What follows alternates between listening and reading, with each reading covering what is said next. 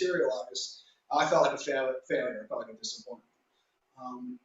And so I came across the Positive Coaching Alliance. They during a job search actually, and the Positive Coaching Alliance, their mission. It's a national nonprofit organization that was founded in 1998 at Stanford University. Um, PCA's mission is better athletes, better people, and we're convinced that we have some tools and ideas that will allow us to affect that change. You know, the national statistics show that participation in youth sports is on the decline. And when we ask these participants why they stopped playing in youth sports, we hear things like, well, I didn't like the ride home with my parents. I didn't like my coach. I didn't like what it felt like to lose. I didn't have fun. And so somewhere along the way, we kind of got this backwards. And PCA has set out to transform the culture of youth sports and to make it a more positive, engaging, and character developing experience that can lay the foundation for success later in life. And it was that mission, that goal that inspired me, that I was attracted to. You know, the ultimate goal, again, is to just improve these athletes' lives and society in general by ensuring that the unique opportunity that we have to learn life lessons in sports, that unique opportunity is fully realized. Okay? And so we believe that can happen by creating a positive sports culture. The leadership of your organization has that vision. They're striving to maximize that idea of creating this positive sports culture. They have the vision. That's why they partner with PCA, because we have that mutual goal in mind, and then we have a mutual objective. You know, I just want to obviously the double goal coach. I'm just going to interrupt you because I think because you clasped your hands, it made the remote go backwards. So if you're looking at a slide that you don't know or wasn't expecting, okay, that's why. So I don't want you to feel like, where the hell did that come from? Or, unless you did that on purpose. Well, yeah, I want to start here. Kind of okay, I'm sorry. I said. I'm going to appreciate that because I do like to. That's how I stand. So the double goal coach, obviously, there's a lot of roles, a lot of people, a lot of positions that contribute to the culture of youth sports. Clearly, the double goal coach is one of those. In the positive coaching model, the double goal coach strives to win, certainly a goal, but there's a second goal of teaching life lessons and developing character, and that's the more important goal. When you see that, the tendency is to think that these goals don't complement each other, which in fact they do. They're not mutually exclusive. Sports psychology experts, experts in educational psychology, the focus is on those things that you can control. That for athletes, their anxiety level goes down and their self-confidence goes up. You know, if you think about somebody who's on fire, who's in the zone, who can't miss, and you just want to get them the ball. If you remember what that feels like as an athlete or as a coach watching an athlete in the zone, they're not experiencing anxiety. Their confidence is through the roof. They want the ball. There's no problem. How does that happen? Research demonstrates this, but does it make sense? The way this is achieved is that mastery gives players a feeling of control. So the single biggest impediment to achievement and success is fear of failure. When fear creeps in, we get the sense that we're losing control. When fear creeps in, our anxiety goes up and our self-confidence goes down. Focusing on things such as results gives us fear because we don't know what the result's going to be. It's determined by too many outside factors. By focusing on things we can control, effort, learning and improvement, and that the idea that mistakes are okay and how we rebound them is key, gives us a feeling of control. When we feel in control, our anxiety levels go down, our self-confidence goes up. Now, Albert Bandura, who's a social learning psychologist at Stanford University, found that when in this environment, when players feel like they're in control and they have high levels of self-confidence, they tend to work harder and stick to it longer. Albert Bandura has done a lot of research in the area of self-efficacy.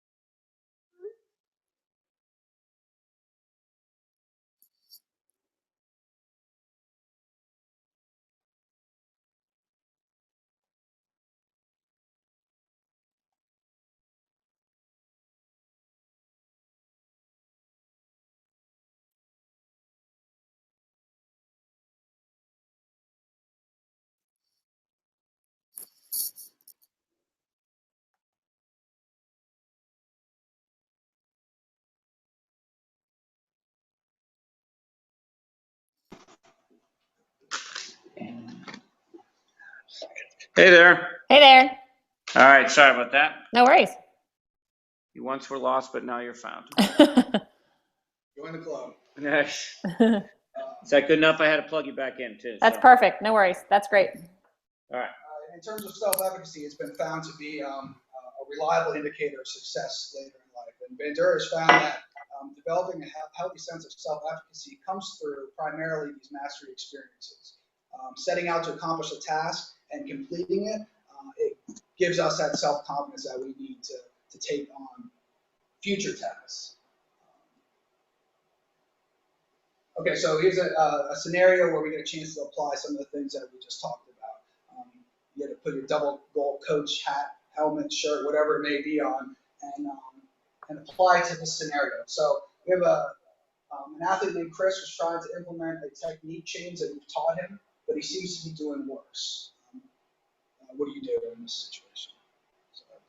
Yeah. Facilitate. Back in. All right. So as a double goal coach, we want to acknowledge that during this process of change, again, that mistakes are okay, they're going to happen, but things often get worse before they get better. The idea is that we're going to have to take one step back to take a larger step forward, or 2 steps forward. Change is difficult. It feels unfamiliar. Change feels uncomfortable. We've gotten into a routine on how we do a technique. It's become a habit of sorts. It's something that's comfortable. Maybe we've experienced a little bit of success with it, and so we depend on that particular technique. But changing it is uncomfortable. Just acknowledge that with the athlete. And then short-term versus long-term success, the athlete and the coach have to determine if making this change, if they're willing to sacrifice the short-term immediate results to experience the long-term success associated with improving a technique in a proper way. You think about this kid, the hockey player in the picture.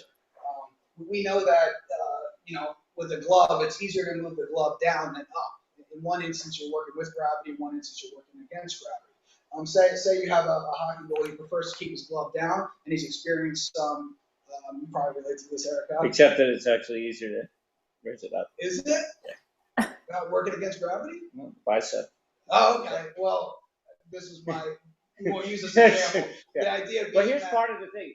Okay, to me, you got a hitch in your swing, or you try and pull a pitch. Okay, yeah, same idea. How about this? We've got a massive uppercut, okay? Yes. But every so often, rarely, the kid gets a hold of it and he hits a home run, okay?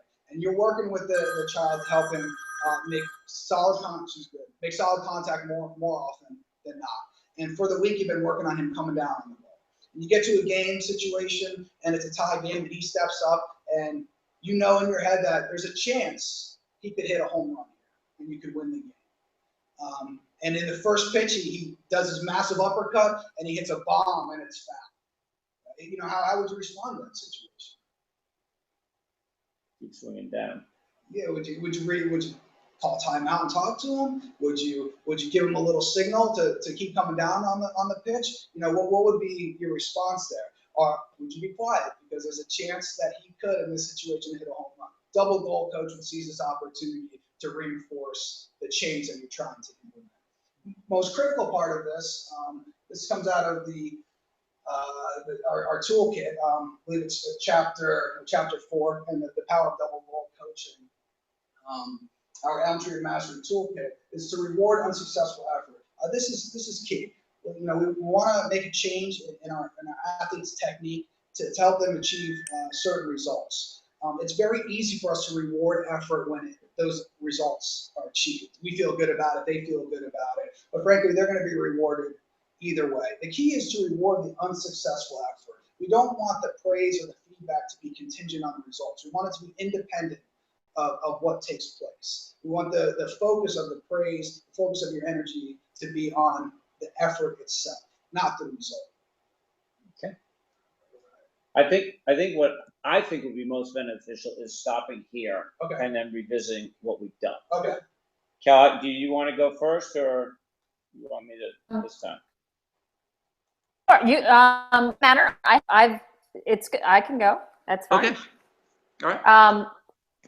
Tom, it's nice to meet you. First of all, you too. I think I'm very impressed with how comfortable you are with the topic, and I like the fact that you're drawing on I felt emotion there when you were talking about how, you wanted to play pro. And I think this is something that a lot of athletes can relate to, a lot of coaches can relate to.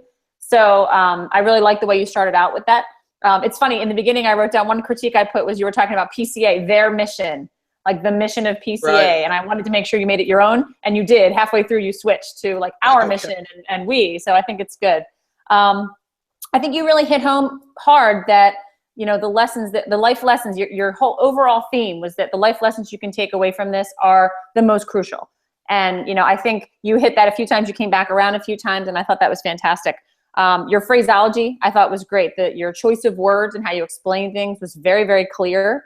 I think your personality came through a lot more when you were telling a personal story. So right. I actually wrote in the beginning, like, I just love to see you smile. I wanted to make sure you were having fun. You were enjoying what you were doing.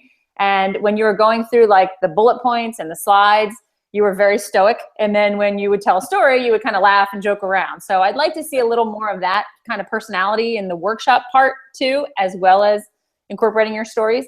And the only other thing I'd like to see more is getting us involved, getting the audience involved. You obviously know the content. You did your homework. You know how it goes through well.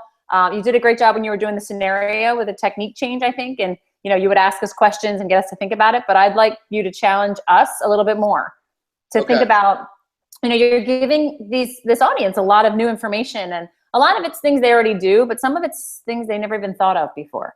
So if you can pose a question, if you're talking about the idea of mastery, the idea of control, just asking the audience, what are you in control of? What do you have no control of? What do athletes focus on when they're stressed out, when they're not playing well, when they're missing the ball, when they're not, what is the focus? And a lot of times the focus is on things they can't control. So just to bring it out, get the audience engaged and sort of bring them into what you're talking about a little bit more would be a suggestion that I have. Mm-hmm. Yeah, thank you. Yep. Eric, go ahead. Well, again, very similar things. One, you're very knowledgeable. You really know the book. Yeah. And so you put in a ton of work. You're very intelligent. You're very articulate. Your work's great. You know the material.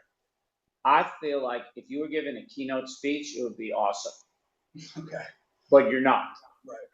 Some people, the PowerPoints, while a crutch, are still an addendum. I felt like the PowerPoint was an impediment to what you were trying to do. Okay.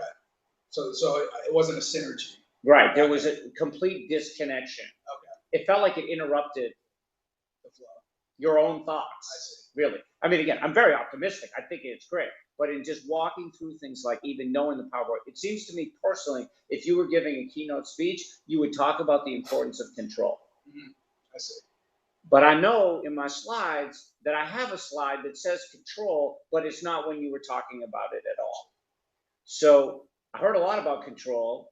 I didn't see anything about control. Mm-hmm. And then when I saw about control, we kind of already talked about control. I see. So part of pacing and allowing you to work, you're not married to it, but it does provide some type of framework. So either in your introduction, explaining it, and then later coming back to it, or letting it be a resonating theme. So when you get to, what are the things you can control? Even in master, I just changed it so that we could get you moving forward, frankly. Yeah. All right. What are the things you can control and what you can't control? Well, you can't control the scoreboard. You say that. You can't control the weather.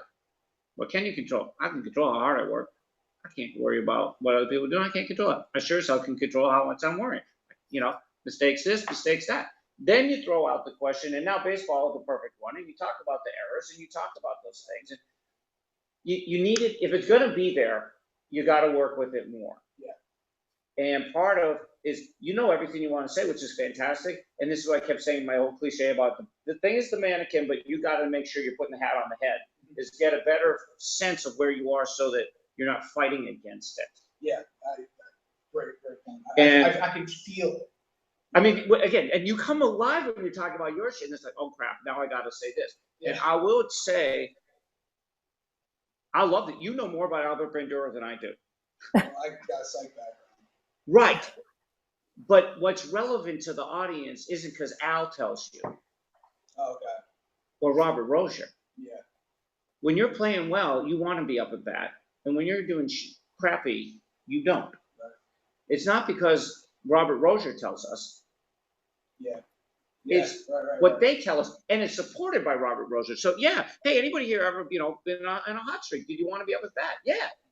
when you were, first of all, like you say, because I remember, one, you studied, and two, you saw the thing I said.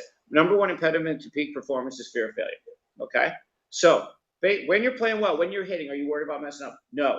So ergo, anxiety goes down and self-confidence goes up when you're hitting well. Not because freaking Robert Rozier tells you. You can tell me. Okay. You played college baseball at Dartmouth. Your dad played pro baseball, and half the people in the audience can tell you. Right. It's supported by Robert Rozier. It's not because of him. Okay. Just like Albert Bandura is different because you took that to a whole nother level. Yeah. But that supports.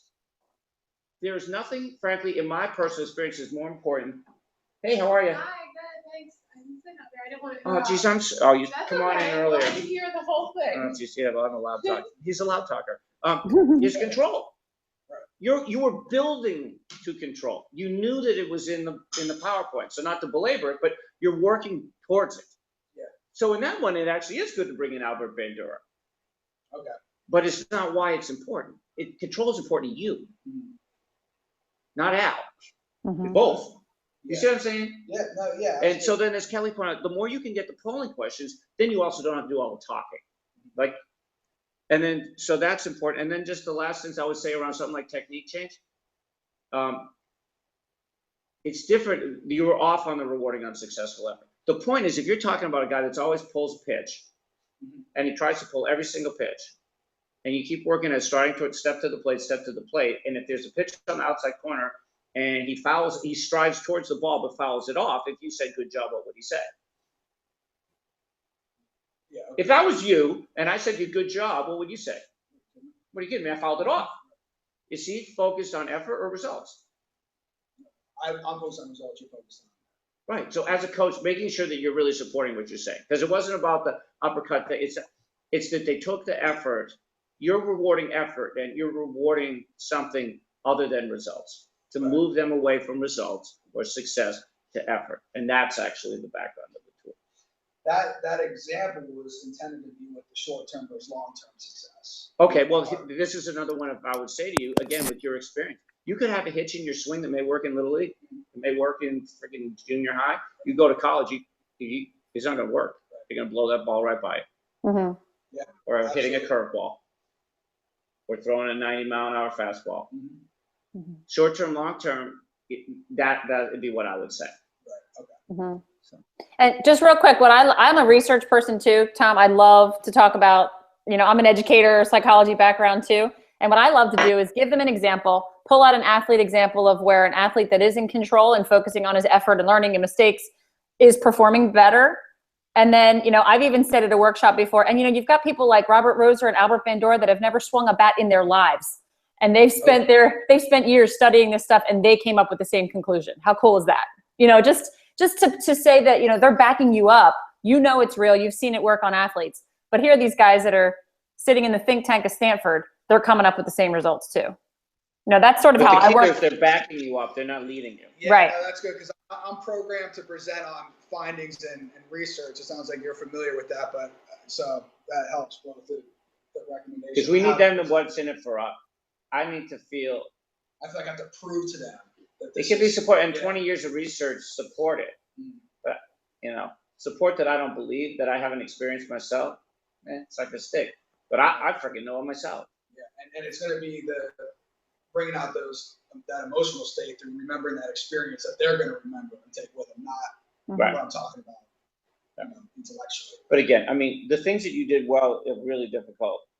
Working hard to know the material that you do, being engaging, being genuine, being passionate. This is all just freaking window dressing we can fix. Mm-hmm. But you did great. Cool. Yeah, well done. And I'm sorry, your name? Mason. Okay, Mason is here. Mason patiently, Kel, evidently was waiting in the lobby the entire time. I know. I was texting her, telling her to go in. Oh, I'm sorry. Okay. Yeah. No, I appreciate it. Yeah. Cool. I spent a lot of time thinking about these things. Cool. Well, thank you. So, do you feel all set to go type of thing? I know. Do you have the PowerPoint on your computer? Mm-hmm. What's that? You don't have to send it to anybody. We can just look it up off of yours. Or the reason I ask it is we can also do it off of mine. I just don't have it queued up at this moment, but I can in 2 seconds. Tom, if you'd like to stick around and be an audience for Mason, that's fine too, if you have 20 minutes. The only reason I'm pausing now is I'm not sure if your port will take my adapter. It's not a Mac. No. Let's just do this. Here, you're using, sorry, Kelly, you gotta look at the ceiling a second. No problem. I did email you Mason's email, so you do have her slides. I did send them to you too, Eric, if you want to check that real quick. I had to disconnect the internet because it kept beeping. Okay. It's different than the one you gave her? She had a couple slides put in that were a little bit different, yeah. Okay, all right, then hold on here. I mean, let's see if this adapter works. I mean, it may. How do you normally use your, I just got this laptop. see if it works? I would just think it wouldn't. Mac is so proprietary. Yeah, I know, you're really bad. So bear with me. Bear with me a second. Have you flip it over? Wow, look at that. Is that what you want? Huh? We'll just go with that. It's even better, or more better, as we say.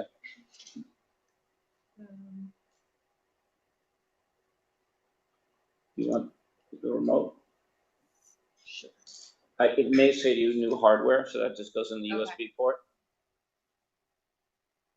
I'm assuming you have a USB port somewhere on the side, yes? Do I need to do that though? Oh, you mean for the remote? Yeah, otherwise you'll have to advance it by hand. What's that? I can press the remote. There's like 6 slides. Oh, no, it's this side. Okay, however you wish to do it then. Hi, Kelly. Hi, Mason, how are you? Good. Nice to see your face. Nice to see the ceiling.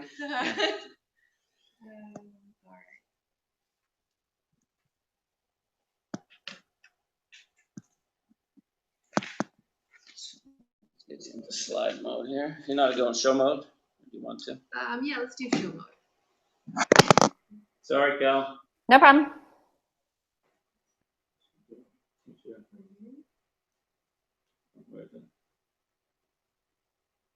Sorry, I'm not used to this. Become such a Mac person. All right, here we go. All right. So, I heard you making the comments on his slides before with his PowerPoint. I'm not so much of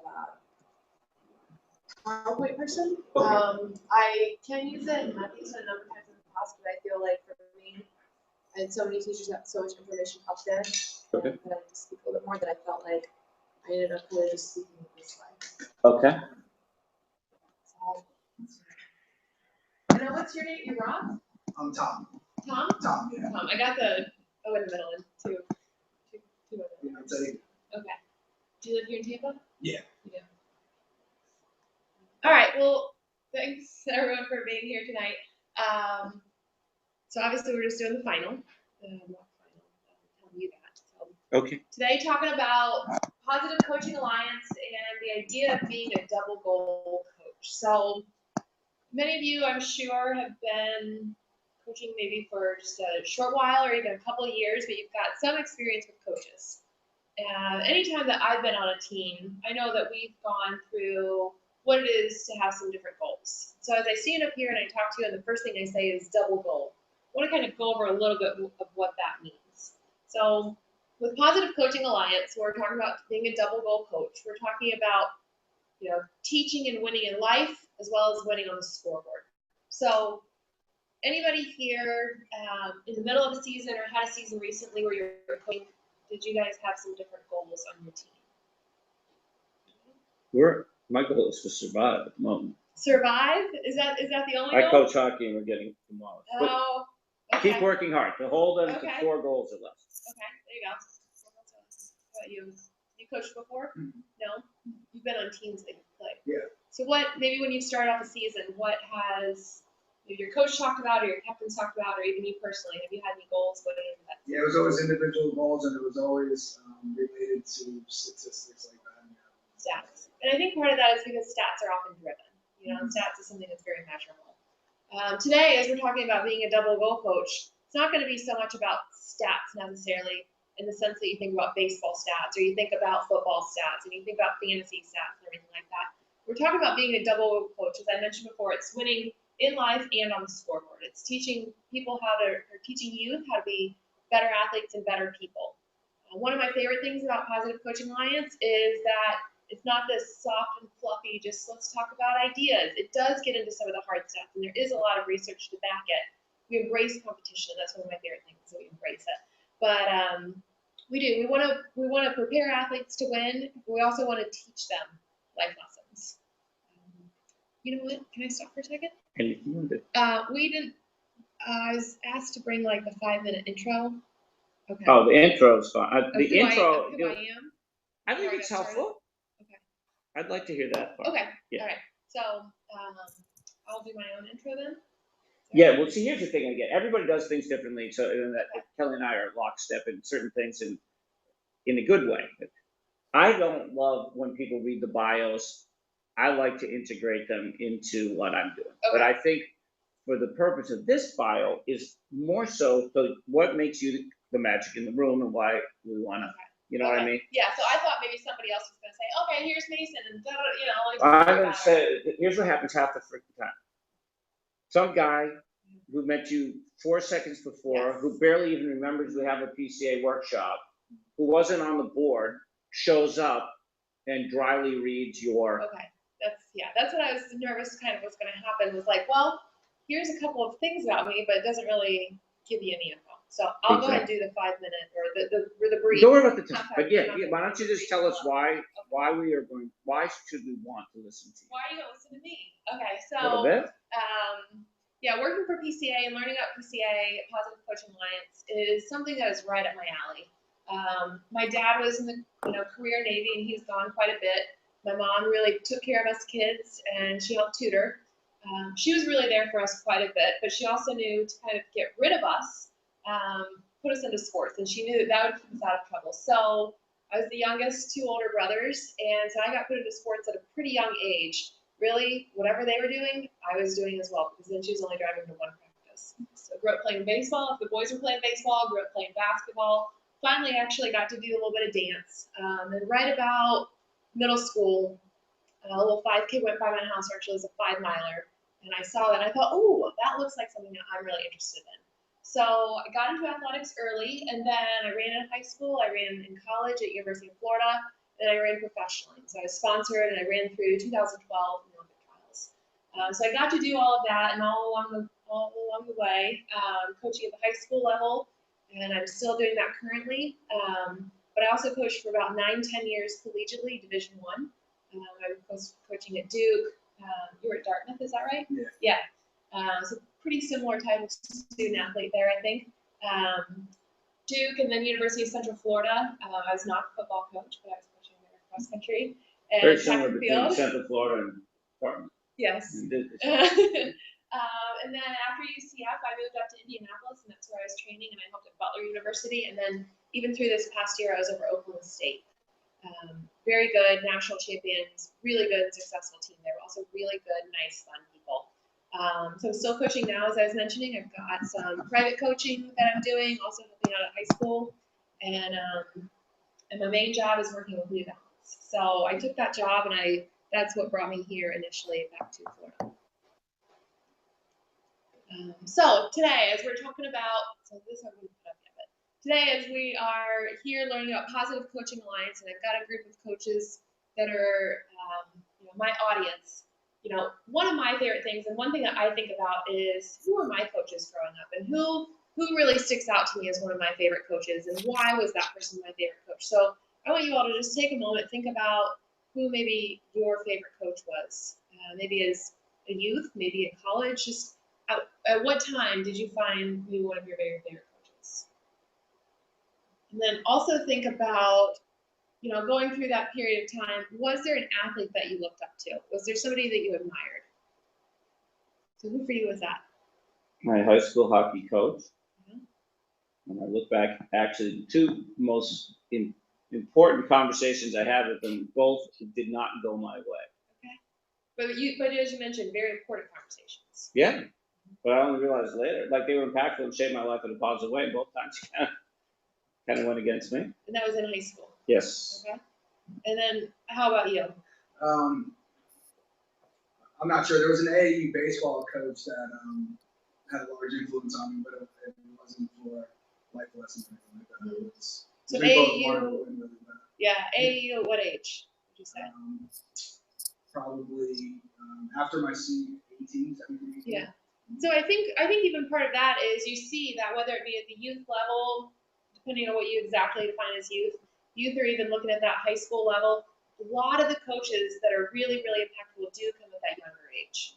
And, you know, I as I think about my high school coaches, I loved them. Like even my middle school coach, Donnie Woods, like I just thought he was the greatest. And I wanted to go to practice every day because I wanted to be around him because he was going to teach me and he was going to make me better. And then as I think about, you know, now, you know, with a room full of coaches, you know, now you almost think, okay, you're at the top. You know, you're the one in charge and you're looking down, not looking down, but you're working on these athletes. Who are you looking up to though? And so I think as a coach, how are you going to continue to learn? Because I think as an athlete is continuing to learn. If they're looking at you, you need to also be, you know, think about how can I continue to learn? So today we're going to talk about one specific principle from Positive Coaching Alliance called the Elm Tree of Mastery.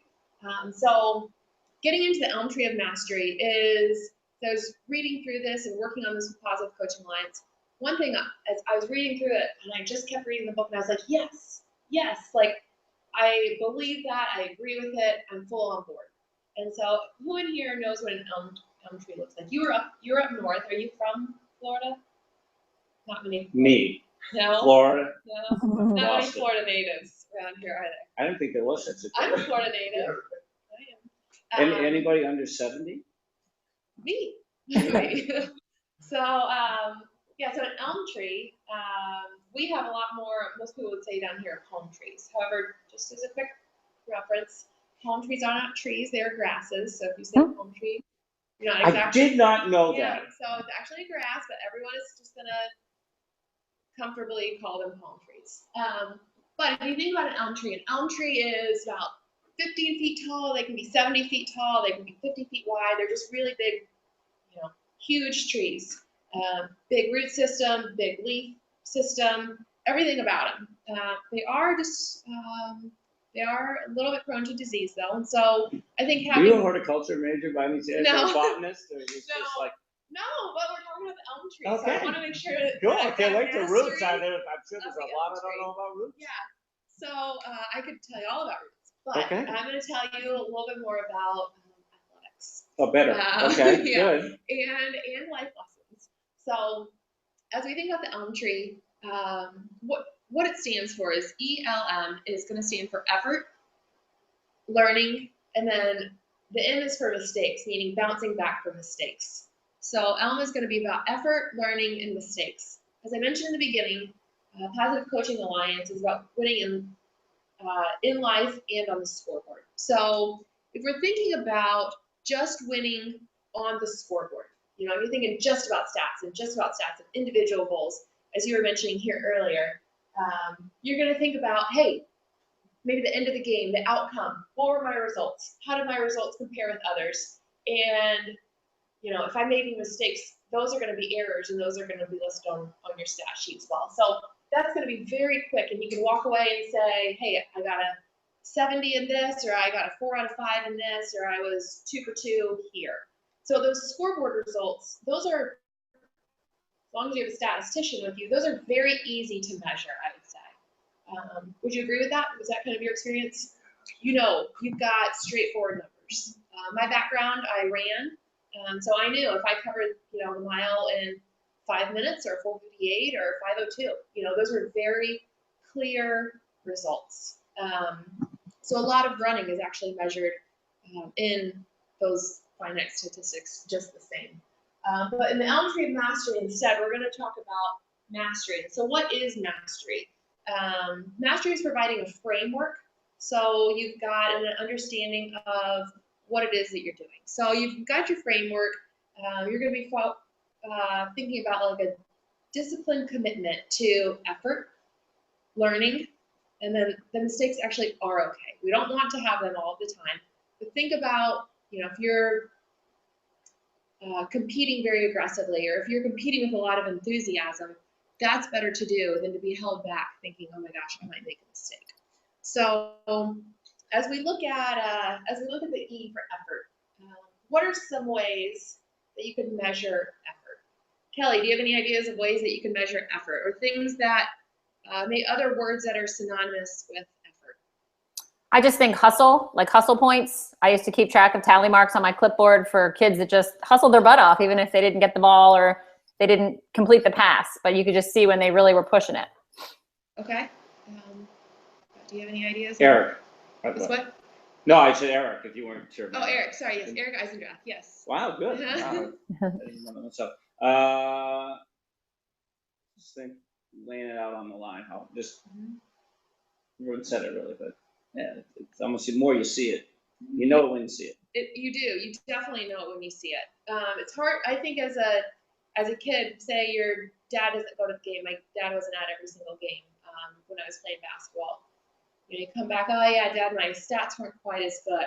I hustled to the ball every time, and he wasn't at the game. It's like, well, good job. It's harder to measure necessarily, but when you see it, just like you said, Eric, you know it. Some other ones I would say would be just resilience. You can see when an athlete has pure resilience, and when they're also just completely persistent. Almost like they're almost annoying. They're going for the ball, they're hustling. Maybe somebody's seen a flag has been thrown, but the whistle hasn't been called, and they're still making the tackle. That is a lot of times where you see effort really coming through. And one thing about effort to keep in mind is that it is controllable. So that is something that you can focus on a little bit more, is that effort is controllable. And when an athlete knows that they can focus themselves around some of the controllables, it's going to decrease their anxiety. And that's something that Stanford research has put out and has just talked with, Positive Coaching Alliance. We have a very close alliance. But focusing on effort is working on some of the controllables, and that's going to decrease anxiety, which is going to help athletes continue to work harder day in and day out and want to come back to practice. So then we're talking about learning and improvement. So on the elm tree, the L, remember, stands for learning. And so as we're talking about learning and improvement, one thing is having a teachable spirit. So somebody that is coming to practice, that is open to learning. Can either of you think about maybe in the last month or two, maybe at work or at home, some sort of situation where you've learned something, or you've had one of those like aha moments? Yeah, I really had very little understanding of the palm tree. There you go. Today. You had a little aha moment. I did. Yes. It's one of my favorite trees, but I'm no longer. But view it as anything more than a really big grass. It is a really big grass. Really big grass. Yep. So that was fun. Okay. It's fun when you get those aha moments, and you're and probably especially my age. Guess, yes. I would guess. For me, when I get those aha moments, at least, it's fun to know, like, ooh, when you get the opportunity to share with somebody, yep. And you get the chance to maybe go home and tell somebody, or it comes up in a situation like this, and you're like, I've got a zinger for you. So, How about you, Tom? Yeah, I agree. Yeah. Aha. Yeah, so gotcha. Okay.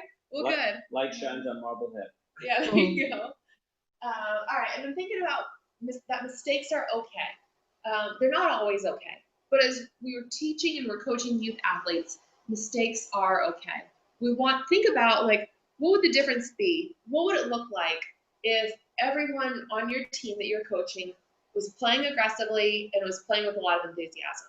Kelly, like, think about maybe one of your volleyball teams. If everybody was aggressive and they were playing with enthusiasm, what would that look like versus they had a fear of, oh my gosh, I might make a mistake? I don't think any balls would drop. They might not be hit perfectly, but the big curse in volleyball is when there's 6 of you standing there and the ball hits the ground because nobody goes for it. So I think that would be awesome. I'm trying to learn to play tennis right now, and when I think about, well, I don't want to make a mistake, I can hit it back over the net pretty much every time, and it lands over there, and I put it right back to the person, and they send it right back to me, and it's just back and forth. But if I want to, if I'm like not so scared to make a mistake, I might smash it, and sometimes it goes flying and over the net and out of bounds. But other times, if I can smash it and put a little top spin as I'm working on it, then I can smash it past them, and that's really exciting. And so thinking that when we're working with youth athletes, mistakes are okay. And I think as a coach, then part of your responsibility, and so we talked about it PCA, part of your responsibility as the coach is to see if we can figure out why the athlete made the mistake. And so then we can go over there and talk to them about, hey, here's what I saw, rather than, look, you made a mistake. An athlete, say it's a pole vaulter, knows, hey, when I went up and I hit the bar down, the man stands there and he puts his red flag up, miss. You're like, I know I missed, but can you tell me maybe why I missed? And so then that's kind of having that teachable spirit, or going back to the L. So, where are we on time? Yeah, 2 minutes. Okay, great. So one thing just to move forward on making a mistake is, I want to show you this. You may not have the internet set up. Okay, so internet is not set up. That's a key one to never expect that. Yes. Unless okay. you bring your own. Well, I've been in here before when I was. But I can tell you this: when you go anywhere else, it's not going to be set up. It's not going to be set up. Okay, great. So thinking about a mistake ritual, so we just talked that mistakes are okay.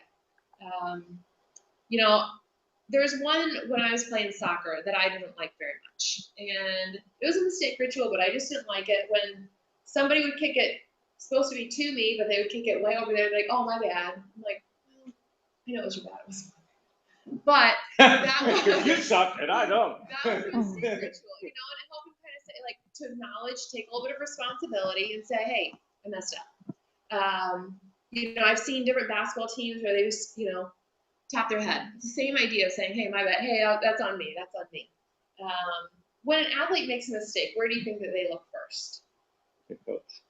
Often at their coach, and just depending on what age, they might initially look at a parent. If they're familiar with the coach and they've known the coach for a long time, they may initially look to the coach. If they're very embarrassed, where might they look? Down. Yeah, down to the ground, like, oh my gosh. Mm-hmm. And then if they're thinking, it's their teammates' fault, they're going to often look at their teammates. So kind of like try and brush the mistake on them. But so a mistake ritual is, when you make a mistake, just having something. Baseball player might just be like, all right, I'm going to flush that one. I'm just going to say, hey, all right, that's done and over with, starting fresh and anew. Cross country, different sports like that, where you can't just really kind of stop and say, hey, my bad. A lot of times we just throw our arms down. Throw our arms down for a second, pull them back up and regather yourself.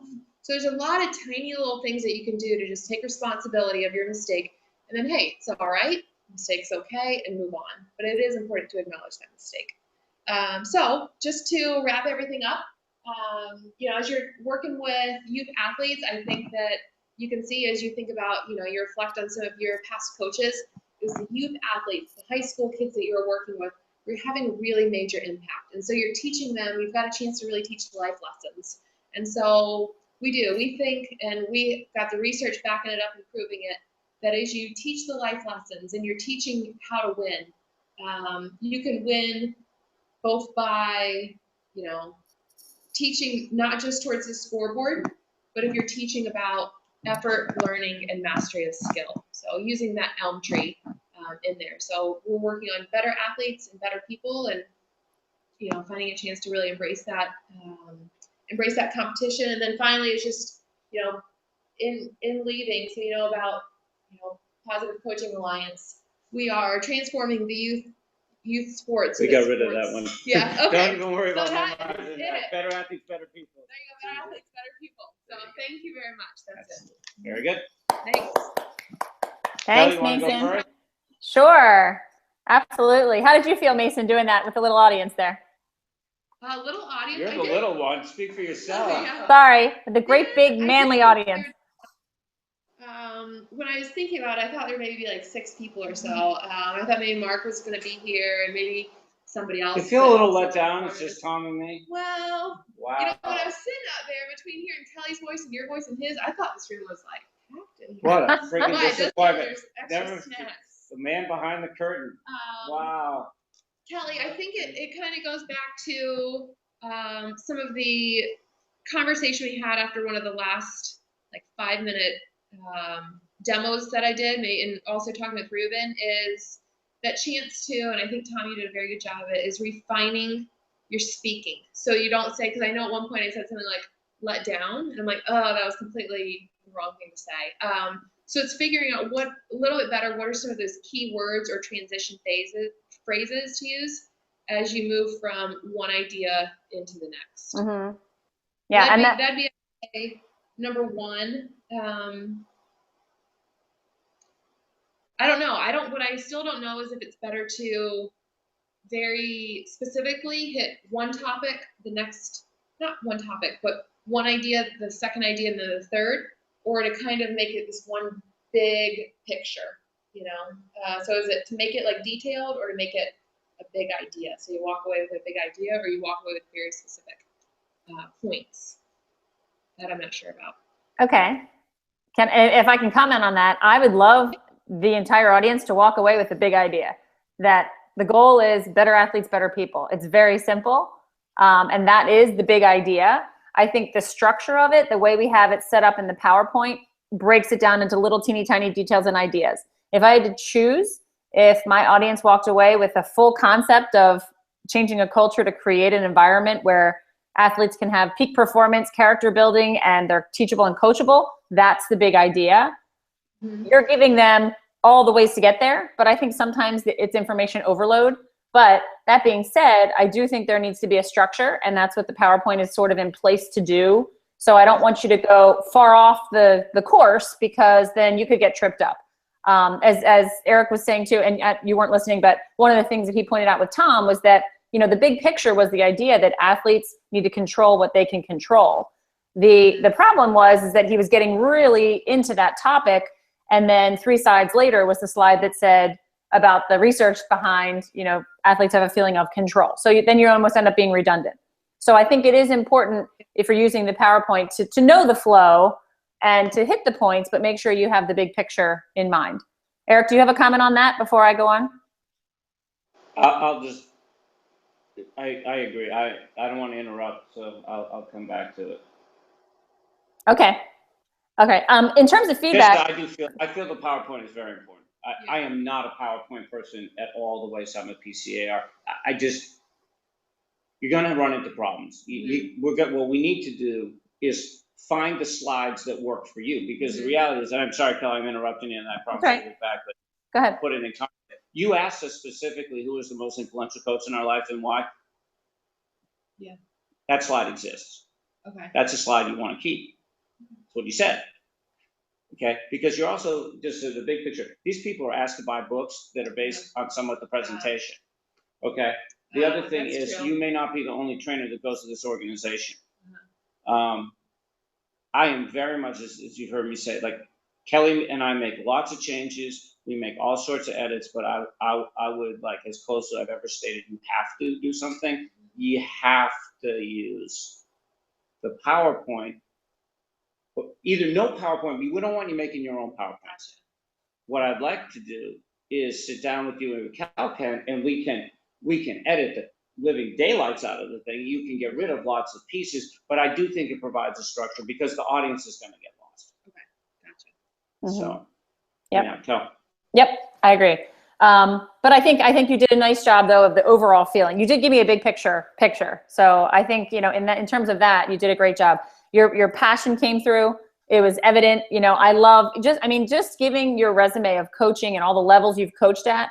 That's impressive to me. I want to hear what you have to say because of that, just alone, before you even open your mouth. So that's a really great thing that you have going for you. That and I think what I also liked about you was that you are very into, you know, your track, your running. That's a different sort of mentality sport than a lot of other sports, but you pulled in a lot of great examples from other sports, and that's something a lot of people that are sort of sports specific in their career don't do very well. And I thought you did a nice job at bringing in different sport examples. I think your questions were great. You're asking a lot of questions. As I said, I couldn't really read the audience there. I can't see them, but but I liked your attempt at making it very conversational and not making it a lecture. I think you were really comfortable in doing that. You had a great sense of humor. You know, with the whole palm tree thing, you're getting razzed by the audience, and you kept your composure, and you made that kind of fun in the workshop. I think that's great, because you're always going to get the funny guy in the audience that's trying to trip you up a little bit. Not that Eric was that, but I think it is it's important the way you handled it. So I thought you did it well. He tripped me up before. I thought, oh my gosh, if he said that to me about the glove being up or down, which is easier because he said the bicep, I thought, Oh gosh, then I would have been like, oh my gosh, I'm wrong. Are the rest of all my slides wrong? So yeah, he didn't trip me up, but I did hear him trip. What would have tripped me up if I was you? I didn't say it at first. You asked. You asked. I didn't say it. I just said it. Yeah. Some of the things I really liked about it, I like the way you said that mastery is a framework. I think that's a good way to put it, that it's not that we're telling you, teach this way, teach this type of, or coach this way to your athletes, but it is a framework. And it is the idea of redefining what success means to you. What does winning actually mean to you? Is it defined by the scoreboard, or is it defined by effort, learning, and mistakes are okay? And that's sort of the framework. So I like the way you said that. I like the way you had them ask, you asked the audience, what are some ways that you measure effort? Because that's a big question. Some people say, oh gosh, you know what? I don't know, effort's great, clap, clap, clap, that says good job, but how do you physically measure it? I thought that was a good question. The idea of aha moments, I think that's learning right there, but you made it very usable. Aha moments are a great term. I also like the way you explained mistake ritual, because I hate my bad. That's just one of those things, when I hear people say that, I'm like, I can't stand that. So I like the way you brought up, there was a mistake ritual in place and I didn't like it. So it's kind of a good thought-provoking question of, maybe everybody has to have their own thing that works for them. My bad didn't work for me. Flush it off, brush it off, whatever. Shaking, just bringing your arms down and up. Somebody might say, well, that's not a mistake ritual, but it was for you, because the idea of a mistake ritual is to move on. And so whatever you need to do. So I thought you did that really well. My only bit of advice would be to keep a little more structure around it. And as we said, I think using the PowerPoint would really help you do that. Yeah, sometimes I end up talking too much, and then I'm like, oh gosh. So yeah, I hear both of you talking or hitting on that point clearly. So that's something I can definitely work on. And go ahead, Eric. No, are you done? Yes, I am. Tom, you want to go? Just some of the things I took away from it was, just being comfortable engaging the audience with something that my feedback was to work on. And then just felt very comfortable just bringing in, as Doug mentioned, different sports. I'm sure that has an impact. Not everyone in the room obviously played baseball, and that's what I always gravitate to, because that's what I'm used to. So that's something I'd like to get better at as well, just being able to pull in different sports. So. Yeah, I tried to do that after the last session that we did. I think it was with Ruben. Is that right, Kelly? Mm-hmm. It wasn't with you. Yeah. Yeah. They said I was not very smiley, and I also realized, well, because I talked last time about the e-tank presentation, and so that one was not very smiley, and it was just really focused around running.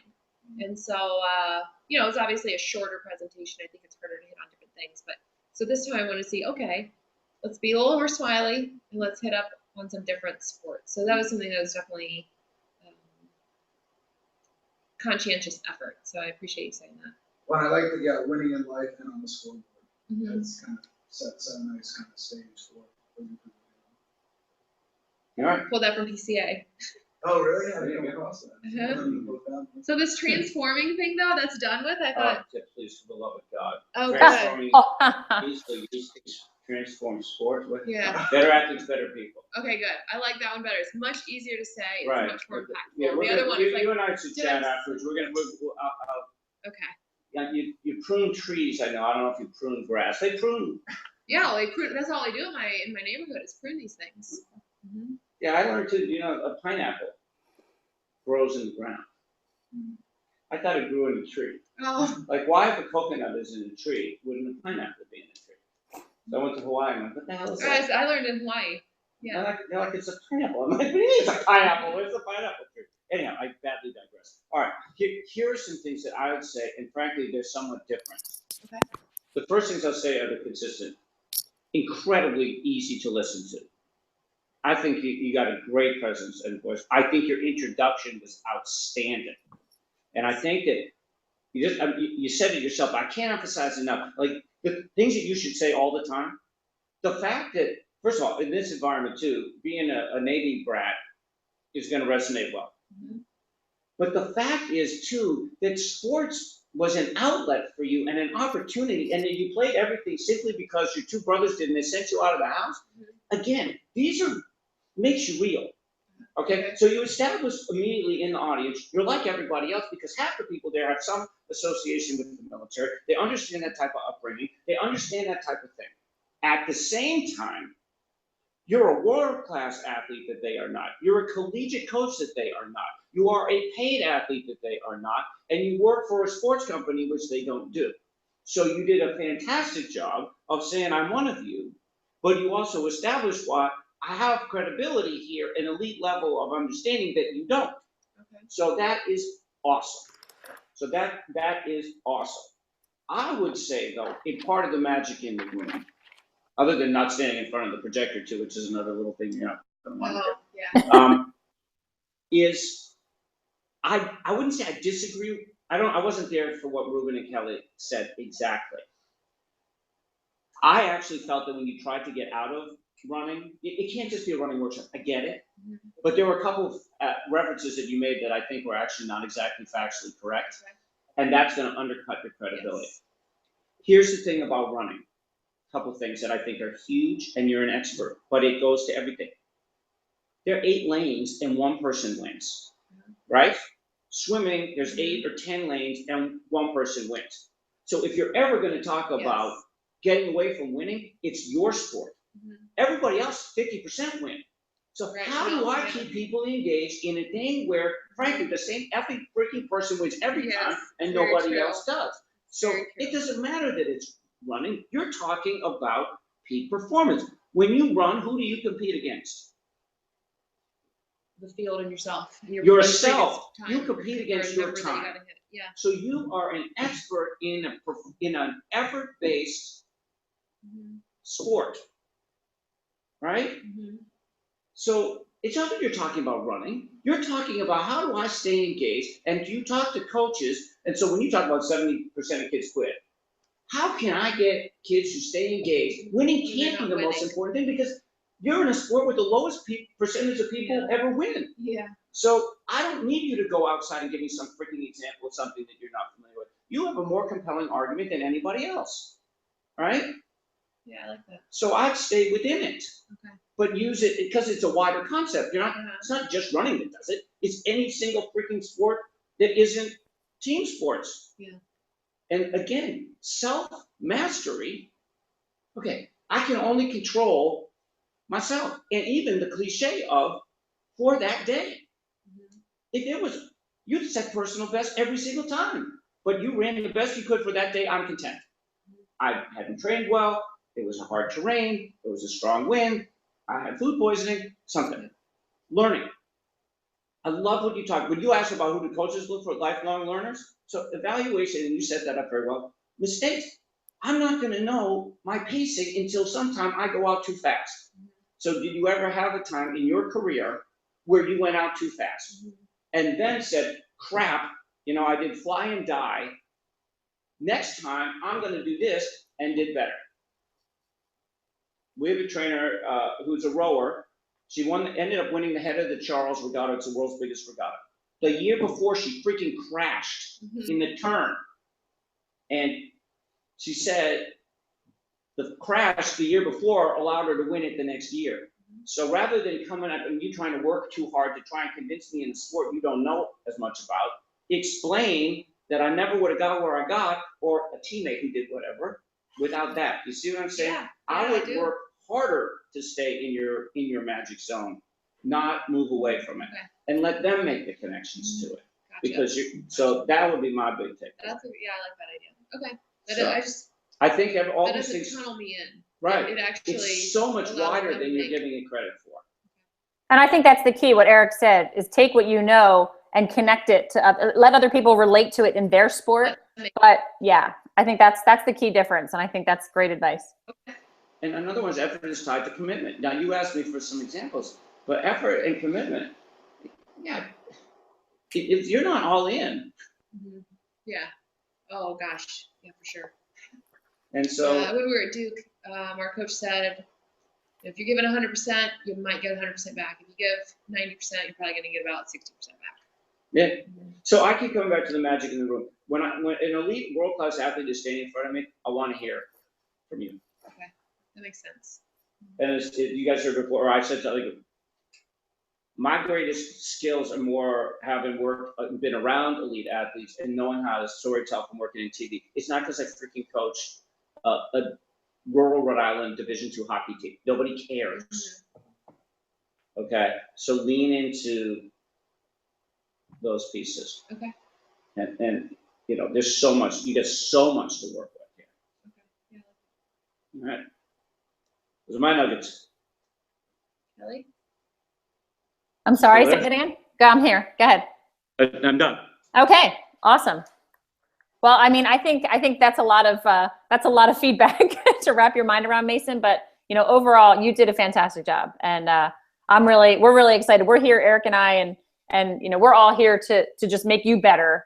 And I think you've got so much to work with that it's really exciting. So, you know, our next step with you, we want to get you and Tom both. You know, we want to get you guys out doing part of a live workshop with more than 3 people, a living, breathing audience that you can actually feed off of, which is great. I'll follow Mike Flynn around to some event coming up. Yeah, there you go. Nudge him to go sign up for something finally now that volleyball's done. Yeah, do you know Mike? Yes, I work for him. Oh, you work at Tampa Bay at Tampa, right? That's where I just came from. Oh, okay. Yeah. He is doing a workshop on the 12th. Oh yeah? Oh good. It's an athlete workshop in 10 days. Good. Maybe I can. Yep. All right. I mean, when you're delivering, because what we're gonna do is you know, you're considered an associate trainer, and we're gonna schedule a time. We're gonna give you some options of when you'd be able to go out and co-present part of a workshop. So if you're only presenting 1 or 2 principles of a workshop, it doesn't have to be necessarily a coach workshop. I mean, ideally it is, but you know, if there's an athlete workshop close to you and that works out for your schedule, obviously you can talk to athletes too about honoring the game. It's just framing it from a different point of view. So, you know, I'm not concerned at all about if there's an athlete workshop or even a parent workshop or something else that comes up for you to co-present part of it. Okay. So we'll let you know what's coming up in your area, and you know, we'll get you out there. Great. Thank you. Yes, absolutely. All right, Kel, well, thanks. Yeah, sure. Eric, if you have any chance, you know, if you want to shoot me any feedback on anybody else, if you have, you know, opinions or ideas one way or the other on which way they should go, let me know. Okay. We didn't really have a Great. chance to debrief, but yeah, Tom, thank you. Mason, I appreciate you taking the time out to do this, guys. Thank you. All right, well, and I'll see you Friday maybe?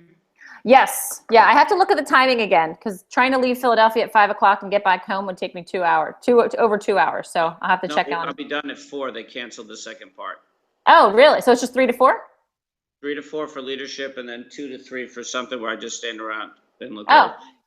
Oh, okay. Yeah, if it's only an hour, that might work. If you can get out of the city by 4:30, we're in good shape. If not, you're done. I hope so.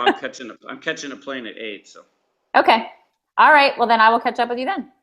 Sounds great. All right, thank All you. right. Bye-bye.